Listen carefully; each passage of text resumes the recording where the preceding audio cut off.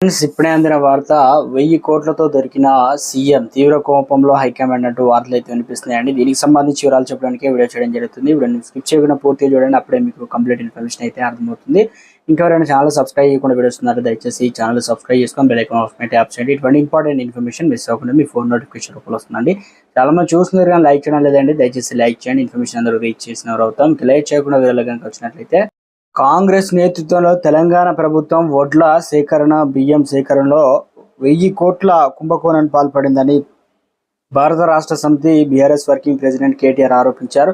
35 లక్షల మెట్రిక్ టన్నుల ధాన్యం సేకరణ పేరుతో ఇక 700 నుంచి 750 కోట్లు, మధ్యాహ్న భోజన పథకం కింద 2.20 లక్షల మెట్రిక్ టన్నుల సన్నబియ్యం కొనుగోలు పేరిట మరో 300 కోట్లు, మొత్తం 1000 కోట్ల కుంభకోణం చేశారని అన్నారు. ముఖ్యమంత్రి రేవంత్ రెడ్డి, పౌర సరఫరాల శాఖ మంత్రి ఉత్తమ్ కుమార్ రెడ్డి దీనిపై స్పష్టత ఇవ్వాలని డిమాండ్ చేశారు.